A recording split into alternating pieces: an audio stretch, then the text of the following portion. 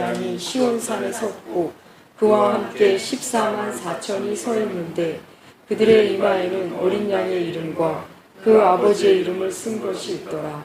내가 하늘에서 나는 소리를 들으니 많은 물소리와도 같고 큰 우레소리와도 같은데 내가 들은 소리는 검은 고 타는 자들이 그 검은 고를 타는 것 같더라.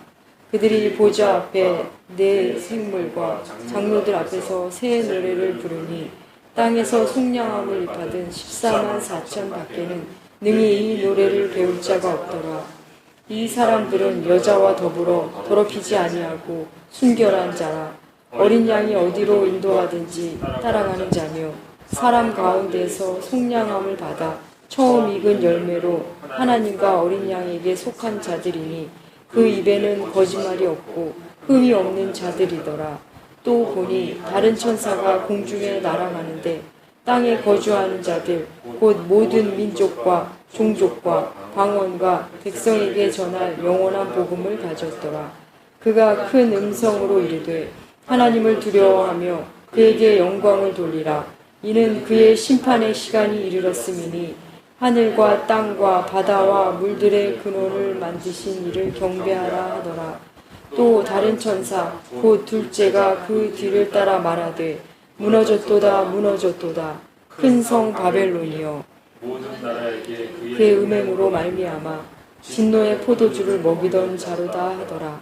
또 다른 천사 곧 셋째가 그 뒤를 따라 큰 음성으로 이르되 만일 누구든지 짐승과 그의 우상에게 경배하고 이마에나 손에 표를 받으면 그도 하나님의 진노의 포도주를 마시리니 그 진노의 잔에 섞인 것이 없이 부은 포도주라. 거룩한 천사들 앞과 어린 양 앞에서 불과 유황으로 고난을 받으리니 그 고난의 연기가 세세토록 올라가리로다. 짐승과 그의 우상에게 경배하고 그의 이름 표를 받은 자는 누구든지 밤낮 쉼을 얻지 못하리라 하더라. 성도들의 은혜가 여기 있나니 그들은 하나님의 계명과 예수에 대한 믿음을 지키는 자니라.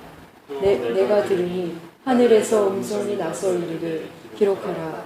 지금 이후로 주 안에서 죽은 자들이 있도다 하시매 성령이 이르시되 그러하다. 그들이 웃고를 그치고 쉬리니 이는 그들의 행한 일을 따름이라 하시더라. 또 내가 보니 흰 구름이 있고 구름 위에 인자 같은 이가 앉으셨는데 그 머리에는 금면류관이 있고 그 소리는 예리한 낫을 가졌더라. 또 다른 천사가 성전으로부터 나와 구름 위에 앉은 이를 향하여 큰 음성으로 외쳐 이르되 당신의 낫을 휘둘러 거두소서. 땅의 곡식이 다 익어 거둘 때가 이르렀음이니이다 하니 구름 위에 앉으신 이가 낫을 땅에 휘두르매 땅의 곡식이 거두어지니이다. 또 다른 천사가 하늘에 있는 성전에서 나오는데 역시 예리한 낫을 가졌더라. 또 불을 다스리는 다른 천사가 제단에서부터 나와 예리한 낫 가진 자를 향하여 큰 음성으로 불러 이르되 내 예리한 낫을 휘둘러 땅의 포도 송이를 거두라. 큰 포도가 익었느니라 하더라. 천사가 낫을 땅에 휘둘러 땅의 포도를 거두어 하나님의 진노의 큰 포도주 틀에 던지매 성 밖에서 그 틀이 밟히니 틀에서 피가 나서 마일 굴레까지 닿았고 1600 스타디온에 터졌더라. 12장 13절은 12장과 13장은 두 짐승의 우상, 그다음에 666. 그래서 그 악이 막 권세를 누리고 굉장히 힘있게 활동합니다. 12장 13장에서. 그런데 14장에서는 이것을 이겨낸 14만 4천의 찬양이 그들의 노래가 나옵니다. 결국 이제 그들은 패배하고 하나님이 심판하신다는 것을 14장부터 또 보여주고 있습니다. 14장 1절에 보면 또 내가 보니 보라 어린 양이 시온산에 섰고 그와 함께 14만 4천이 서 있습니다. 근데 그 14만 4천은 이마에 어린 양의 이름과 아버지의 이름이 써 있어요. 바로 13장 바로 끝에는 짐승의 표를 받은 사람들이 있었잖아요. 근데 이제 새롭게 요한이 보는데 어린 양과 함께 서 있는 14만 4천. 이들은 시온산에 서 있습니다. 여러분 12장 17절 끝에 보면 12장 17절 끝에 보면 그들은 바다 모래 위에 서 있죠. 그렇죠? 그러니까 우리와 싸우려고 그들은 이렇게 서 있어요. 악의 세력들이. 근데 이쪽 새롭게 보이는 편은 그들은 어디 서 있냐면 바다 모래 위에 서 있어요. 바다 위에 모래 서 있는 악의 세력. 근데 우리는 어린 양과 함께 시온산에 서 있습니다. 14만 4천. 뭔가 이렇게 대결 구도로 보이시지 않습니까? 그래서 이 시온산이 의미하는 것은 하나님의 복의 장소입니다.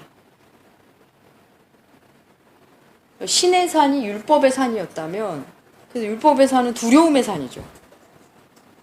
그리고 그의 상대에게 시온산은 하나님이 주시는 복의 장소고 은혜의 산입니다. 요거에 대해서 히브리서가 구약에도 이 본문이 많이 나오는데 히브리서 일단 먼저 볼까요? 히브리서 12장 보겠습니다. 히브리서 12장 18절. 히브리서 12장 18절에 보면 너희는 만질 수 있고 불이 붙은 산과 침침함과 흑암과 폭풍과 나팔 소리와 말하는 소리가 있는 곳에 이른 것이 아니라 그 소리를 듣는 자들은 더 말씀하지 아니하시기를 구하였으니 이는 짐승이라도 그 산에 들어가면 돌로 침을 당하리라 하신 명령을 그들이 견디지 못함이라. 그 보이는 바가 이렇듯 무섭기로 모세도 이르되 내가 심히 두렵고 떨린다 하였느니라. 이 본문은 모세가 율법을 받으러 시내산에 올라갈 때 여러분 기억나세요? 출애굽기에 보면 19장쯤에 이 백성들을 산 근처에 오지도 못하게 하라고 명령을 내리세요. 모세에게. 그들이 짐승이든 누구도 오면 그들은 죽임을 당할 거다. 이렇게 말씀해요. 그 본문을 얘기하는 거예요. 시내산에 대한 얘기죠. 그 다음에 22절에 보면 히브리서 10장 22절에 이번에는 시온산 얘기가 나와요. 그러나 너희가 이른 곳은 시온산과 살아계신 하나님의 도성인 하늘의 예루살렘과 천만 천사와 하늘에 기록된 장자들의 모임과 교회와 만민의 심판자이신 하나님과 및 온전하게 된 의인의 영과 새 언약의 중보자이신 예수와 및 아벨의 피보다 더 나은 것을 말하는 뿌린 피라. 여기까지 보겠습니다. 그래서 여기는 그러니까 시온산을 상징하고 딱 대조적으로 히브리서에서 기록해주고 있습니다. 그래서 시온산은 우리에게는 항상 희망적인 거예요. 대표적인 구약을 한번 찾아볼까요? 시편 2편. 구약에 굉장히 많이 나오는데 시편 2편 6절. 시편 2편 6절 윤집사님 읽어주실래요? 내가 나의 왕을 내 거룩한 산 시온에 세웠다 하시리로다. 네. 왕을 거룩한 산 시온에 세웠다 하리로다. 시온산은 은혜의 왕이 임하는 곳이죠. 시편에서도 이미 이렇게 얘기하고 있어요. 많이 나오죠. 다시 돌아오겠습니다. 요한계시록.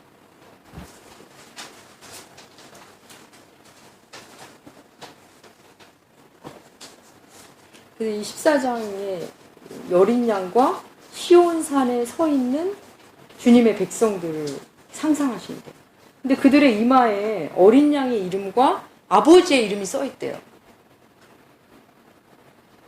그래서 우리가 이제 이거를 그냥 우리식으로 적용을 해본다면 얼굴에 이름이 써 있다. 이게 어떤 의미일까요? 표시가 난다. 그죠? 표시가 난다. 맞아. 그러니까 그 주님의 사람들은 옛날에 그런 말도 많이 해요. 당신의 얼굴이 전도지입니다. 막 이런 얘기도 많이 했던 것 같아요. 얼굴과 안색, 인품으로 결국은 이게 드러난다는 거죠. 40이 넘으면 얼굴에 책임을 져야 한다. 링컨이 얘기했잖아요. 근데 어떻게 공감하세요? 집사님? 네. 그래서 진짜 이 상대를 볼 때도 그렇지만 자기 자신에 대해서도 40 전에는 그냥 타고난 외모로 사는 것 같아요, 진짜.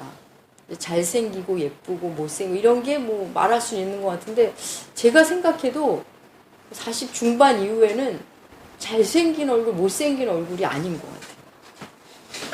그냥 뭐 온화한 얼굴, 고집스러운 얼굴, 뭐 인품이 드러난 인색한 얼굴, 뭐 겸손한 얼굴 그런 얼굴을 만들어가지 않을까 이런 생각이 듭니다. 그 혹시 이제 다니다 보면 목사님스러운 얼굴이 있는데 어떻게 생각하세요? 저도 윤 집사님이랑 이렇게 가면 목사님이냐고 물어보더라고요. 그리고 우리가 전혀 티를 안 내도 혹시 목사님이라고 차에다 이렇게 성경책도 두고 그러니까 그 옛날에 신대원 졸업사진을 찍으러 갔을 때도 가족사진을 찍거든요. 그때 이제 전도사님이니까 이분으로 이제 전도사님이냐고. 네, 좋은 거죠, 뭐 그죠? 그래서 이 어린 양의 이름, 아버지의 이름 이거 자체가 오늘날 우리에게 적용한다면 뭐 드러나는 그 인품과 신앙 인격이 드러나지 않나 싶습니다.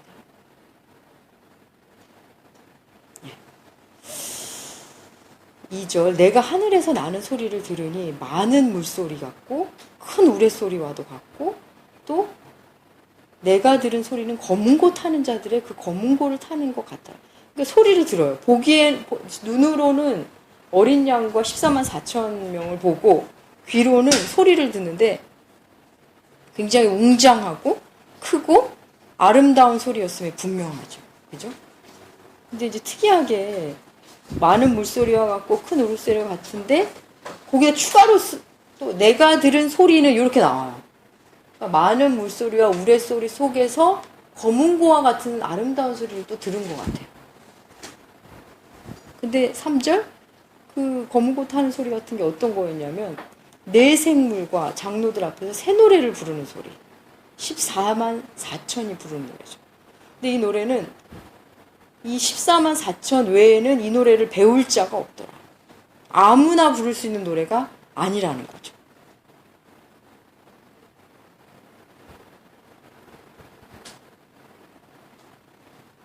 이 14만 4천은 오늘 우리에게 적용한다면 교회죠, 교회.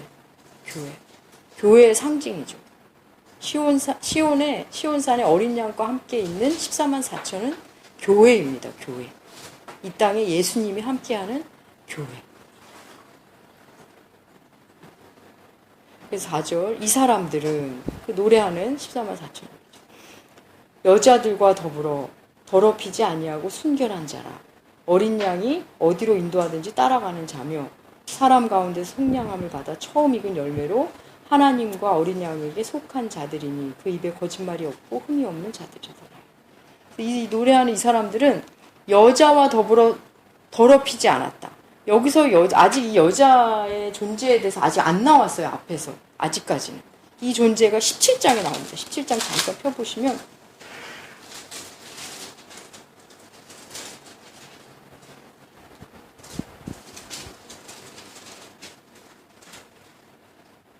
4절에 여자 얘기가 나옵니다. 여자. 그의 음행과 더러운 것들이 가득 찬 여자.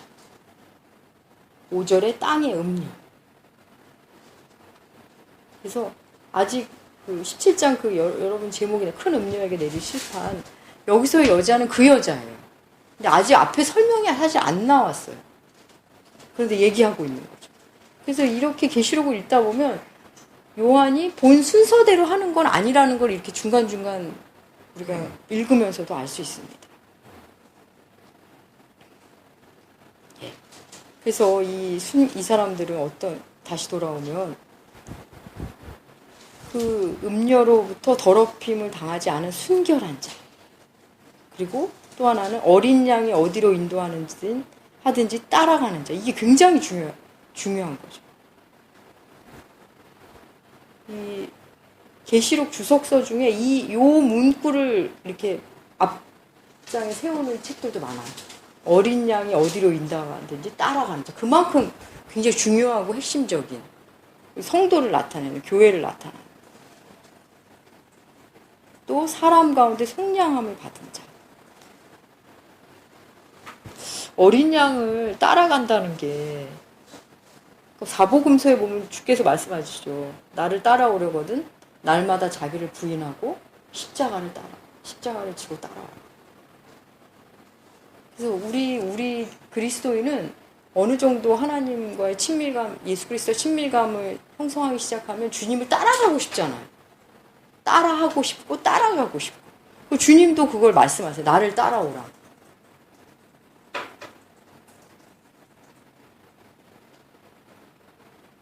요한복음 한번 잠깐 찾아볼까요? 요한복음 21장.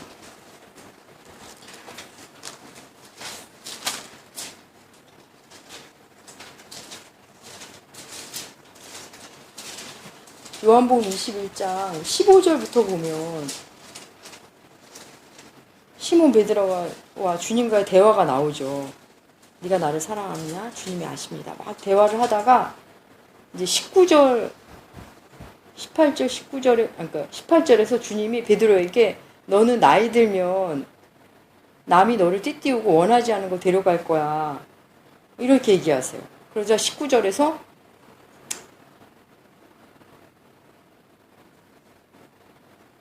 이 말씀을 하시면 베드로가 어떠한 죽음으로 하나님께 영광 돌릴 것을 가리킴이라. 이 말씀을 하시고 베드로에게 이르시되 나를 따르라. 이렇게 말씀하세요.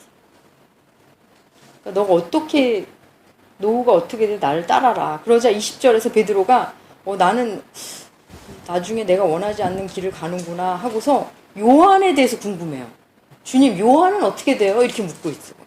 뭐 늘 라이벌처럼 다녔으니까. 그랬더니 22절에서 주님이 그래요. 22절 내가 올 때까지 그를 머물게 하고자 할지라도 내게 무슨 상관이냐. 너는 나를 따르라. 이렇게 말해요. 또 따르라는 말을 2번 하세요. 그래서 우리도 우리 삶에서 이렇게 궁금한 거 이럴 때 어떡하지? 근데 주님이 때로는 상관 말고 그냥 나만 따라와. 이렇게 말씀하실 때가 많아요. 사실 거의 그러시죠. 그러면 이제 따른다는 게 뭐지? 이런 게 또 고민이 생기겠지만 아무튼 다른 거와 무관하게 너는 나를 따르라. 너는 나를 따르라. 다시 돌아오겠습니다. 여기서는 오늘 나를 따르다가 나를 내가 죽은 것처럼 너도 죽어라. 의미로 다가가요. 누가 살려줄지라도 너는 상관하지 말고 너는 나를 그래서 그럴 수 있겠네요. 주님을 따른다는 게 진짜 뭐죠?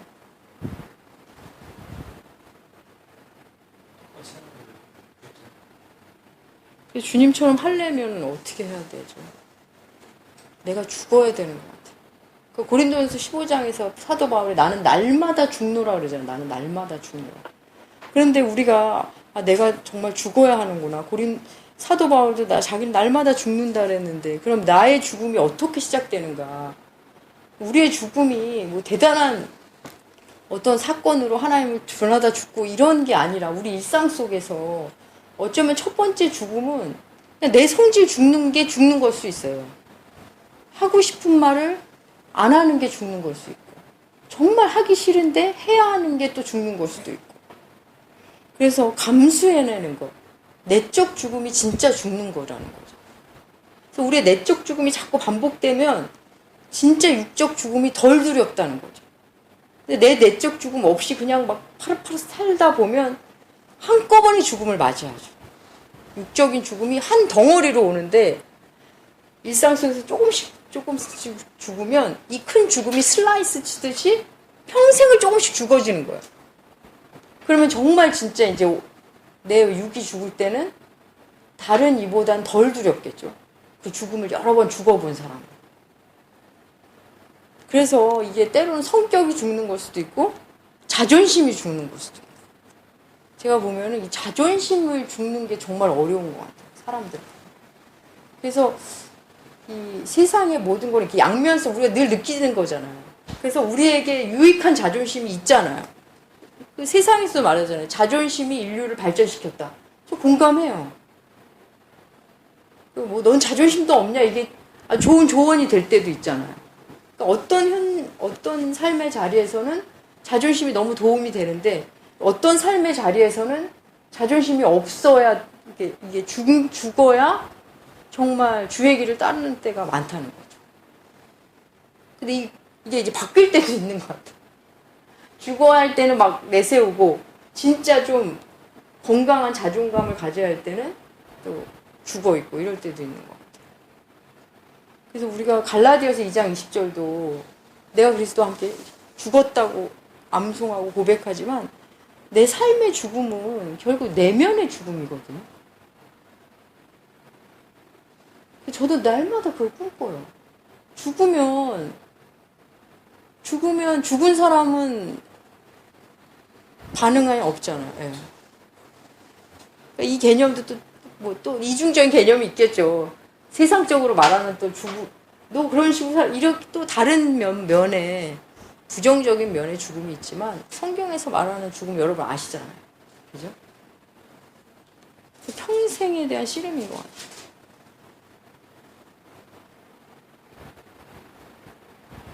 제가 예전에 헬라어 배울 때 그 교수님이 나이 많은 미혼 선생님이었어요. 참 좋으신 선생님인데 지금은 결혼하셨는데 이게 너무 성실하세요. 말 한마디도 다 이렇게 또 막 조용조용 하시고 근데 이제 막 공부하다가 지나가는 말로 제가 이제 앞에 앉았었는데 뭐 하시다가 날마다 죽는 게 얼마나 힘든지 다 이렇게 스치듯 얘기하시는데 제가 그 말이 잊혀지지가 않더라고요. 저분의 이렇게 고요함과 그게 늘 내면으로 늘 죽음을 훈련받으신 분이겠구나 이런 생각이 들더라고요. 그래서 자기를 부인한다는 것은 자아의 죽음인데 그 자아의 죽음이 고통스럽다는 거죠. 그래서 어린 양을 따라간다는 건 참 쉽진 않습니다. 그리고 그 다음에 어린 양을 따라가는 사람이고 처음 익은 열매래요. 처음 익은 열매로 하나님과 어린 양에게 속한 자. 근데 여기서 처음 익은 열매라는 게 순서로 이 첫 번째를 의미하는 건 아닙니다. 이 의미가 어디 나오냐면 예레미야서에 나와요. 예레미야서 2장 잠깐. 예레미야서 2장.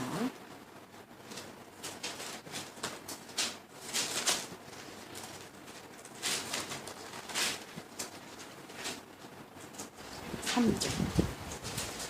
예레미야서 2장 3절. 김용찬 집사님 거죠. 이스라엘은 여호와를 위한 성물 곧 그의 소산 중 첫 열매이니 그를 삼키는 자면 모두 벌을 받아 재앙이 그들에게 닥치리라. 여호와의 말씀입니다. 예. 여기서 첫 열매라는 단어가 나오는데 이 첫 열매를 그 앞에서 설명하거든요. 여호와를 위한 성물. 그러니까 구별됐다는 의미를 첫 열매라고 표현한 거예요.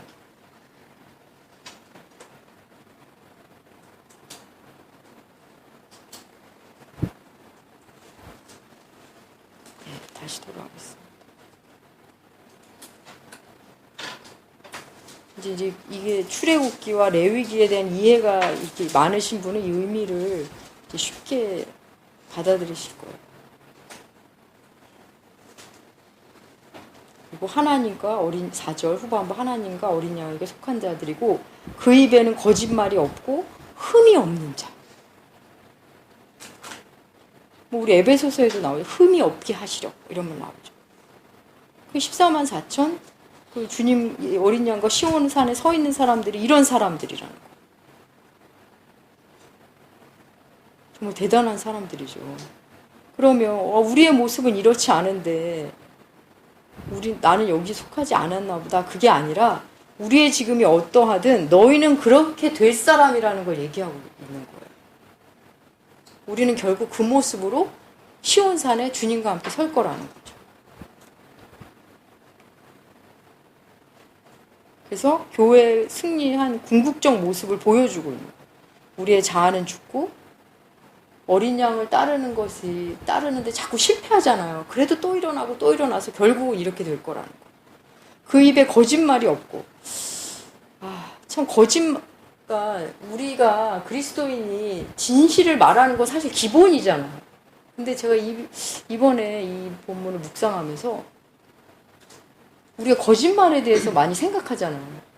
어디까지가 거짓말이고 뭐 하얀 거짓말이 과연 있는가. 우리 여호수아서 할 때도 라합, 그 다음에 출애굽기에 히브리 산파들 막 애 살려놓고 뭐 거짓말 하잖아요. 그래서 그때도 그런 논의를 많이 했던 것 같아요. 거짓말 아니냐. 그러니까 우리가 진실을 말하는 것은 기본이지만 예수 안에 들어오면 참말과 거짓말의 기준도 달라지는 것 같아요. 그래서 그때는 이제 생명과 관련됐기 때문에 이걸 거짓말이라고 이렇게 폄하하기는 어렵고 뭐 이런 얘기를 했고, 내 유익을 위해서 하는 거짓말이라면 문제가 있지만 누군가의 생명과 관련된 뭐 이렇게 한번 그때 토론했던 것 같아요. 그래서 거짓은 하나님의 반대편에 서는 거짓이라는 거죠. 그렇죠?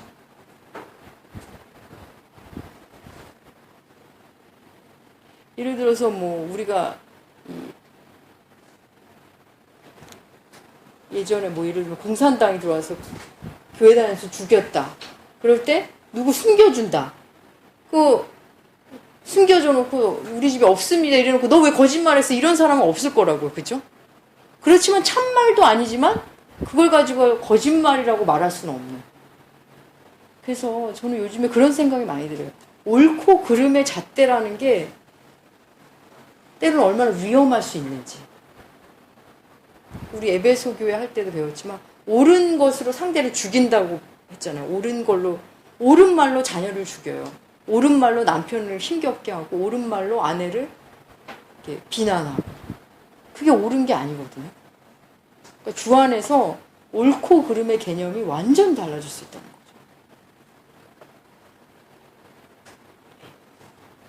그래서 아무튼 우리는 그 14만 4천은 거짓이 없고 흠없는 자라고 말하고 있습니다. 여기 하고 싶은 말씀 있는 것 같아서. 네, 말씀하세요. 근데 지금 이 14장에 이 전반부에서는 아까 12장, 14장에서는 이게 주님의 사람들이 고생하잖아요. 좀 마귀와 뭐 짐승이 나오고, 그죠? 그래서 그 악의 세력들이 힘겹게 하는데 희망을 보여주는 거예요. 희망을. 왜냐하면 지금 이 편지를 7교회가 들을 때 정말 힘들 때잖아요. 그러니까 로마 정부 하에서 황제 숭배를 안 하고 예수님을 주님으로 고백하면 불이익을 당하고, 또 한편으로는 예수님을 믿으면 유대인들에게도 배교자로 이렇게 뭐라 그러죠? 그렇죠. 낙인을 찍죠. 그래서 이중적인 힘겨움이 있어요. 저는 사도 바울이 자기 얘기할 때 자기가 얼마나 고생했는지를 고린도 후서 11장에서 말하거든요. 거기서 그런 말을 해요. 나는 강의 위험과 강도의 위험과, 근데 제가 제일 가슴 아픈 거는 그런 말을 해요. 동족의 위험과 이방인의 위험, 이런 말을 해요. 그러니까 사도 바울은 동족에게도 따돌림을 받고 이방인에게도 따돌림을 받은 사람이에요. 너무 외로웠던 사람이에요. 그래서 당시 이 편지를 받는 사람들도 삶의 자리가 이러했다는 거죠. 그들에게 이 희망적인 14만 4천의 찬양은 아주 희망적으로 다가갔을 겁니다. 6절. 이번에는 세 천사가 나와요. 여러분 이렇게 펜이 있으면 한번 밑줄을 그시면 좋고, 6절에 보면 또 보니 다른 천사가 공중에 날아가요. 그다음 8절에 보면 또 다른 천사가 무너졌도다 외치죠. 그다음 9절에 보면 또 다른 천사가 이제 또 이야기하는 장면이 나옵니다.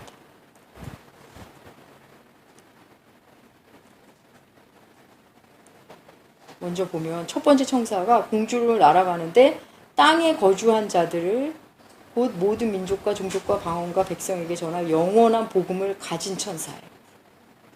민족, 종족, 방언, 백성, 이거는 온 인류를 말하는 겁니다. 그러니까 복음은 복음인데 모든 인류에게 해당되는 복음이라는 거예요. 우리는 이게 너무 아무렇지 않거든요. 근데 당시 이 편지를 듣는 사람들은 놀라운 거예요. 이들은 기껏해야 복음이 유대 땅과 지금 그 소아시아 지역, 자기네들 사는 그쪽 아시아 쪽만 알고 있었기 때문에 그들이 가진 영원한 복음을 이제 설명합니다. 그다음 7절. 그가 큰 음성으로 이르되 하나님을 두려워하며 그에게 영광을 돌려라. 이는 그의 심판의 시간이 이르렀다. 하늘과 땅과 바다와 물들의 근원을 만드신 이를 경배하라 하더라. 첫 번째 천사가 이렇게 말합니다.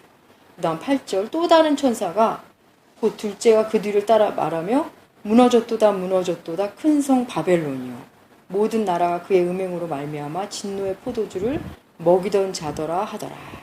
두 번째 천사는 바벨론이 무너졌음을 선포합니다. 근데 이거는 무너질 거다가 아니라 무너졌다예요. 과거에. 무너졌다, 무너졌다. 그래서 지금 이 편지를 듣는 사람에게는 바벨론이 로마 제국이죠. 근데 바벨론은 언제나 세상 나라를 의미합니다. 바벨론이 무너진다. 근데 그 바벨론은 어떤 바벨론으로 상징되는 세상은 음행으로 진노의 포도주를 먹이던 자라고 설명합니다.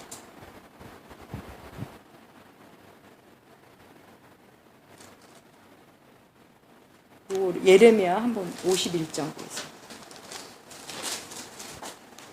51장 8절.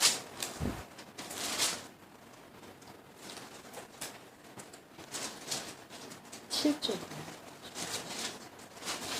예레미야 51장 7절.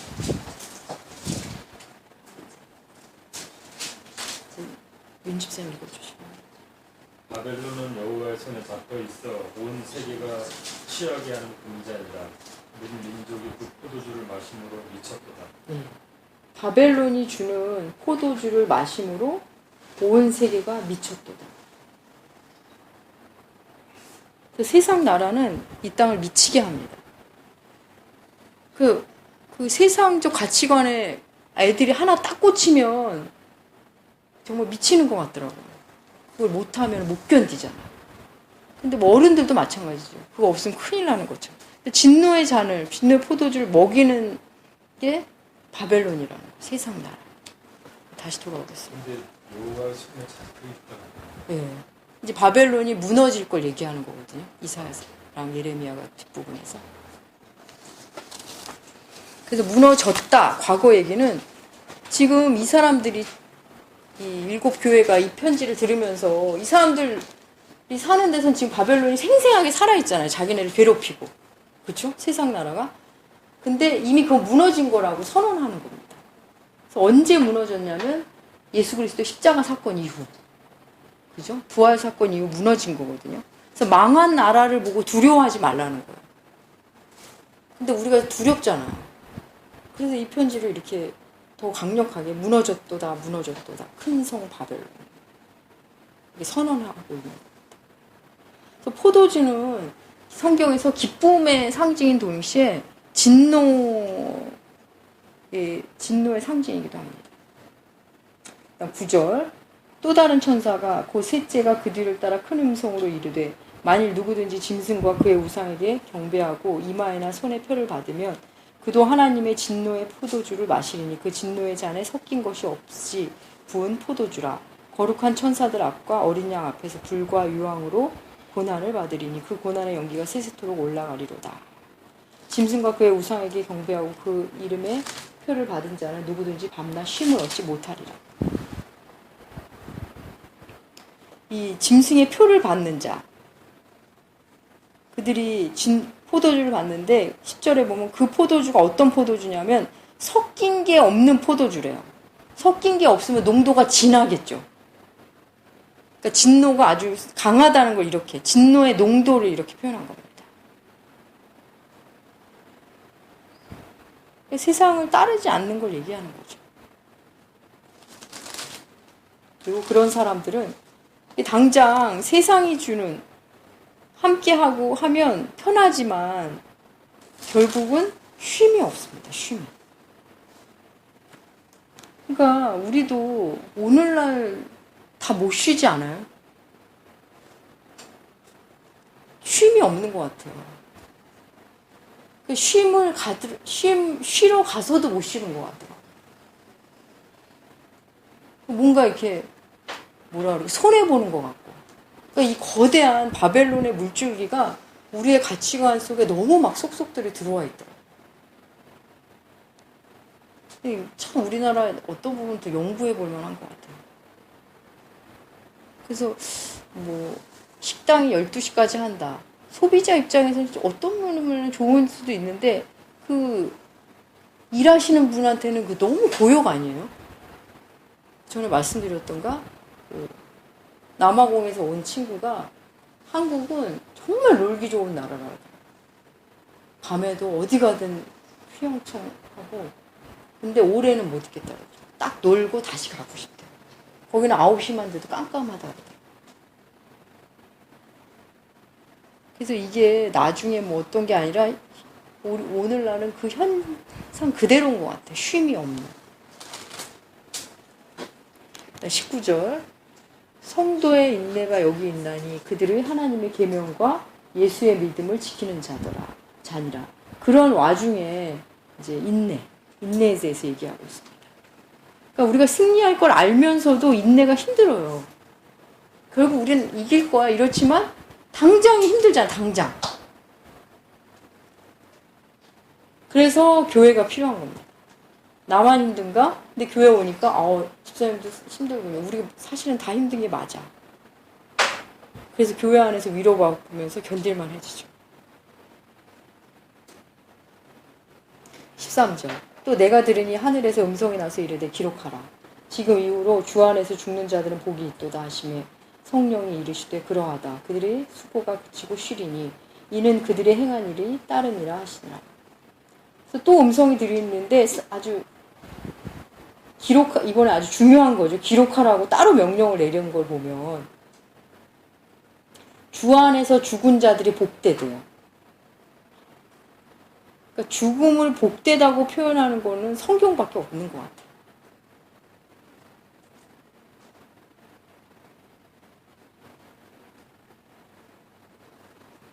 죽음을 복되다고 말하는 유일한 책이 성경입니다. 그리고 그러자 성령께서 그러하다. 뭐 아멘이라는 거죠. 성령께서 그러하다 이렇게 말씀하세요.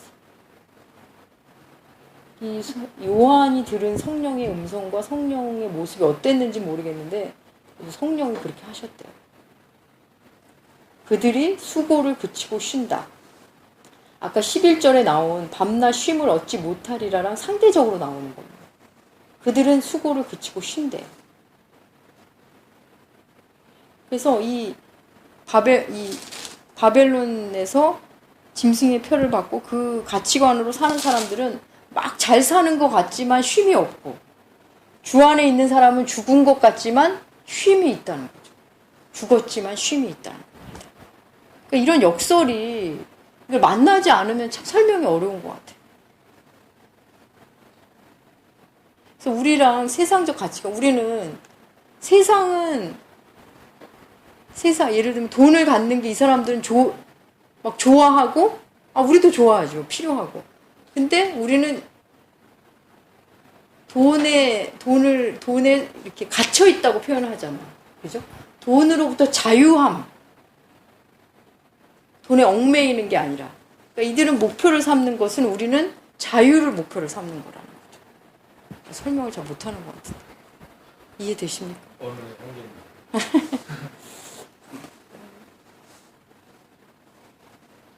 그래서 저는 제 신앙에서 가장 중요한 걸 저는 자유로 삼거든요. 그래서 제 아이디도 항상 이렇게 SKJ 자유를 쓰고 있어요. 한 고등학교 때부터인가? 어디서 읽었겠죠? 제가 스스로 생각한 것 같지는 않아요. 아무리 자유로워도 그러니까 표면적으로 하고 싶은 거 다 하고 막 해도 자유롭지 않을 수 있다는 걸 알게 됐어요. 그리고 진짜 위대한 사람은 감옥에서도 자유를 누릴 수 있다는 것을 어떻게 생각을 하게 됐어요, 제가. 그러면서 예수님을 만나고 내가 너무너무 자유롭고 싶다는 생각을 많이 하고 있더라고요. 그래서 진리가 너희를 자유케 하리라. 그래서 진짜 우리가 알면서 자유로운 게 많잖아요. 저는 피아노 앞에서 자유로운 사람이 아니거든요. 근데 피아노를 잘 치는 사람은 그 위에서 막 자유롭잖아요.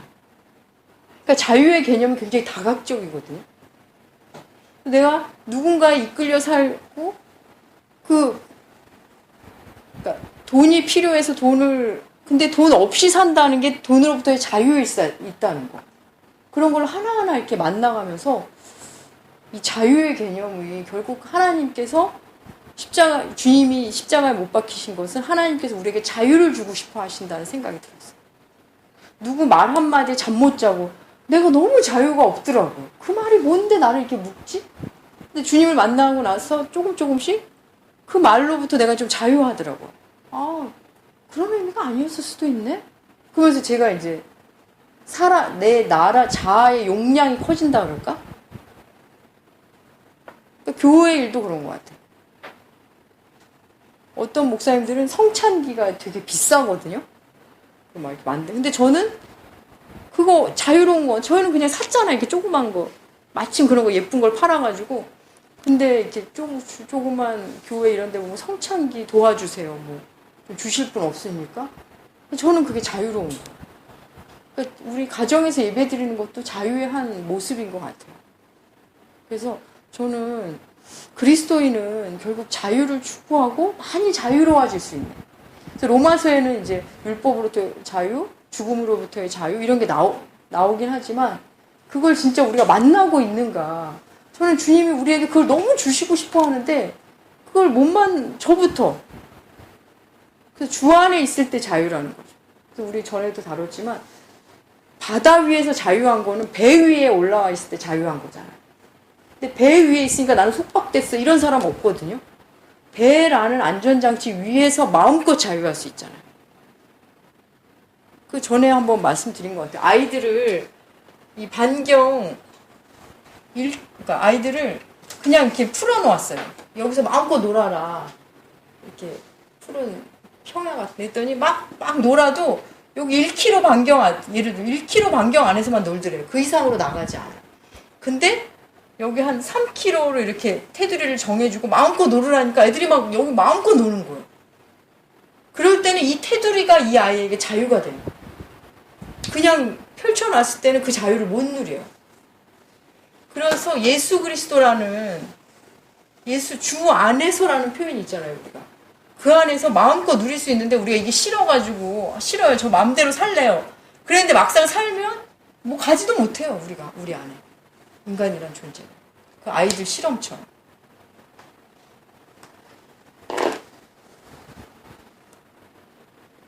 이 얘기가 왜 나왔죠? 네, 아무튼 죽음, 쉼. 그래서 쉼에 대한 개념이 이제 다 다르죠. 사실 다 다르죠. 네, 너무 많이 줄여고. 네, 그래서 수고를 그치리니, 수고. 그래서 수고를 그친다. 이 땅의 삶이 한번 저기 볼까요? 시편 90편. 유명한 시편이죠. 시편 90편이고요.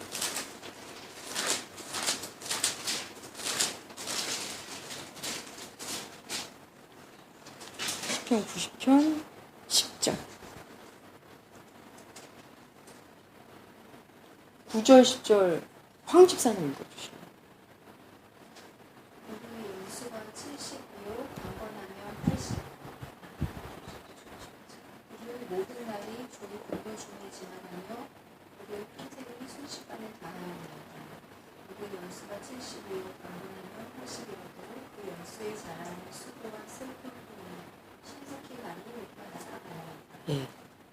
우리의 평생이 순식간에 지나간다. 9절에도 하고 10절에도 신속히 날아간다. 이렇게 말씀하면서 우리의 연수의 자랑은 수고와 슬픔뿐이라는 거예요. 그 인생을 7, 80 살지만 즐거움도 많고 기쁨도 많지만 나이 듦 속에서 그 수고, 자기의 수고에 대한 기억이 더 많은 것 같아요. 이렇게 어르신들 보면 어느 정도 나이가 이렇게 들면 그 자기의 과거의 수고에 대한 걸 많이 추억하시더라고요. 그 기쁨을 누리기보다는 내 삶이 이렇게 힘들었다. 그거에 대한 억울함과 서러움이 많으신 분들을 보거든요. 그래서 인생에 그 수고와 슬픔뿐이라는 표현이 너무 맞는 것 같아요. 예수 안에서 이런 자유를 맛보면서 그러기 전에는 다 과거를 그리워하고 수고에 대한 억울함만 남지 않나 이런 생각이 들어요. 근데 이제 그 수고를 우리가 깊이 묵상하면 스스로 자초한 수고도 많거든요.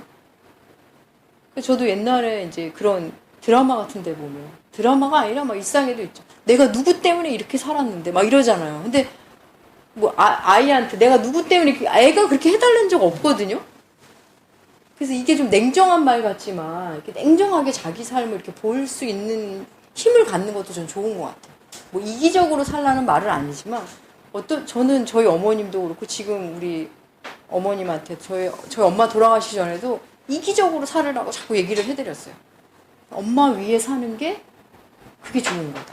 그리고 지금 어머님한테도 뭐 어머님 위해서 이 돈 어머님 위해서만 쓰세요. 저는 막 일부러 그런 말씀 드리거든요.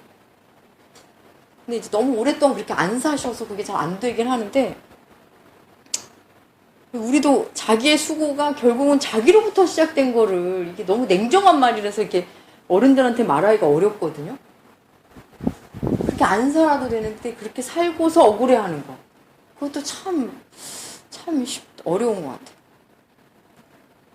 그러니까 애들이 나중에는 막 싫어하잖아요.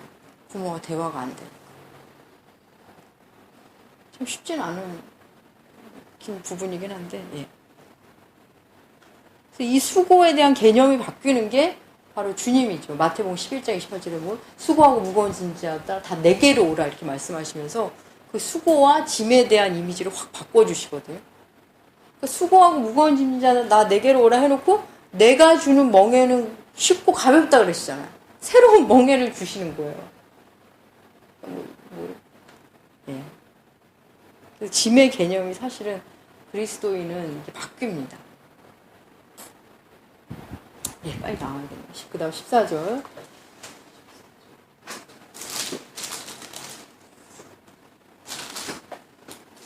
내가 또 보니 흰구름이 있고 흰구름 위에 인자 같으니 예수님이죠.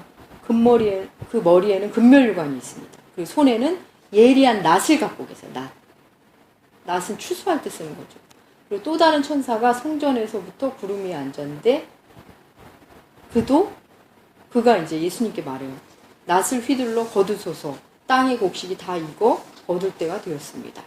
그러자 예수님께서 낫을 휘둘러 땅의 곡식을 거두십니다. 그 다음 17절에는 다른 천사가 17절 또 낫을 갖고 있어요. 근데 그는 뭘 거두냐면 포도송이를 땅의 포도송이 18절. 다 익은 포도송이를 거둡니다. 근데 여기에는 진노의 큰 포도주 틀에 던짐에 조금 다르죠. 14절에서 16절까지의 낫의 휘두름과 17절부터 20절까지 휘두름이 달라요. 먼저 윗부분은 예수님께서 하시는 거고 두 번째는 천사가 하는 거고 예수님은 땅의 곡식, 천사는 포도송이.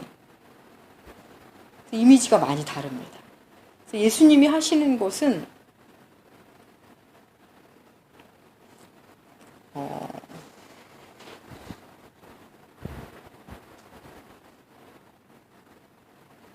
17절에 예수님이 땅의 곡식을 거두는 거는 이거는 심판의 의미보다는 우리에게는 구원의 의미로 읽으시면 좋고요. 그 다음 17절에 다른 천사가 하는 것은 진노의 낫을 휘두르시는 겁니다. 심판의 의미로서. 이 낫의 개념을 구약에서 또 한번 찾아봐야 되는데 한번 보겠습니다. 요엘서 3장. 요엘서.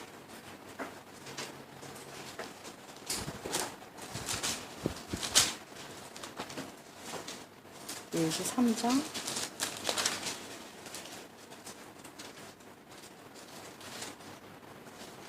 13절. 박 집사님 읽어주세요. 너희는 낯을 쓰나 묵직이 이것보다 와서 밟을지어다. 포도주 틀이 가득히 차고 포도주 독이 넘치니 그들의 악이 크는도다. 예, 여기서 낫으로 곡식과 포도주를 거두는 이미지가 이미 나오고 있습니다. 그리고 또 하나 스가랴 말라기 앞이죠. 스가랴 구약이 맨 마지막 책이 말라기고 그 앞에 스가랴 5장 1장 5장이죠. 네, 제가 읽겠습니다. 내가 다시 눈을 들어 본즉 날아가는 두루마리가 있더라. 그가 내게 묻되 내가 무엇을 보냐 하기로 내가 대답하되 날아가는 두루마리를 보나이다. 여기서 두루마리가 나오죠. 눈에 날아가는 두루마리가 있는데 여러분 70인역 성경이 처음에 쓰여질 땐 다 히브리어로 쓰여졌잖아요. 근데 그 신약이 첫 번째 헬라어로 번역된 책을 70인역으로 기억하시면 좋겠어요. 근데 거기에는 이 두루마리를 낫으로 번역합니다. 날아가는 낫이 있더라. 이렇게 번역을 해요. 원래 두루마리는 뭐죠? 말씀. 그러니까 말씀, 두루마리, 낫. 같은 이미지로 생각하시면 될 것 같아요.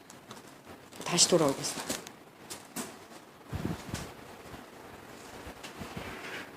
그래서 낫을 휘두른다는 게 우리에게 적용한다면 결국 말씀이라는 거죠. 말씀으로 구원해 주시고 말씀으로 심판의 메시지를 먼저 하신다고 보시면 되겠습니다. 그런데 이제 예수님이 주시는 그 구원의 심판, 17절부터 20절까지는 진노의 심판인데 여기 보면 진노의 포도주 틀에 던져져서 20절 성 밖에서 그 틀이 밟히니 성밖은 시온성 밖입니다. 틀에서 피가 나서 말굴레까지 닿았대. 말굴레는 뭐냐면 저도 처음 이 단어를 말에 재갈이 벗겨지지 않게 씌우는 뭐 천이나 가죽이 있다는데 여기다 하는 거래요. 근데 이 표현이 그렇죠. 1m 한 50cm를 말굴레 높이라고 그들은 말한답니다. 그래서 피가 1m 50cm 정도까지 닿았고 1600 스타디온까지 퍼졌더라. 이거는 천리까지. 1600은 4는 땅의 수거든요. 땅의 수를 제곱해서 1000을 곱한 겁니다. 그래서 이거 오늘로 하면 320km. 그러니까 어마어마하게 퍼져나갔다는 거죠. 이 피가. 그래서 피할 수 없는 심판임을 이제 마지막 수학의 이미지로 말씀하고 계십니다.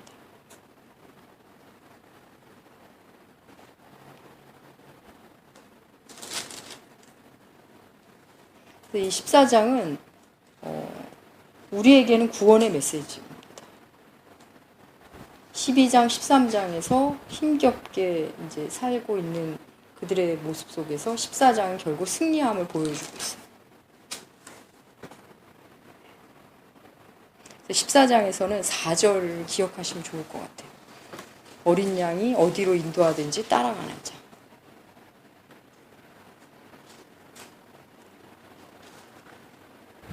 그래서 우리 신앙생활 속에서는 몰라서 못하는 시기가 있어요, 분명히. 근데 어느 정도 시기가 지났는데도 몰라서 못하는 게 이것은 부끄러운 또 시기가 있습니다. 몰라서 못했다가 정당한 거는 짧은 시기예요. 근데 이미 신앙생활 오래 하고 그랬음에도 난 몰라서 못했다. 이거는 부끄러운 것이 됩니다. 그런가 하면 또 알면서 안 하는 사람도 있죠. 알면서 안 하는 사람. 그때는 알면서 안 하는 혹은 알면서 못하는 이유를 점검해 봐야 되거든요. 뭐 게을러서 안 할 수도 있고 뭐 교만해서 안 할 수도 있고 자존심 이게 뭐 교만 안에 다 듣겠죠. 순종하기 싫어서 안 할 수도 있고 그래서 알면서 못하고 알면서 안 하는 거에는 아까 말씀드린 대로 이제 자아가 죽지 않아서 우리의 자아의 죽음은 단번에 이루어지지 않습니다. 자꾸 죽는 연습을 하는 자만이 또 죽을 수 있는 거죠. 안 죽는 자는 제가 보면 점점 더 세지는 것 같아요. 점점 더 강해지고 그래서 나이 들면 교회 잘 다니는 그냥 강팍한 사람 예배 잘 드리는 그냥 고집불통인 노인이 충분히 될 수 있는 것 같습니다. 그래서 하나님 이 14장은 심판은 결국 피할 수 없음을, 시온성에만 구원이 있음을 보여주는 장입니다. 네, 잠깐 쉬었다 하겠습니다.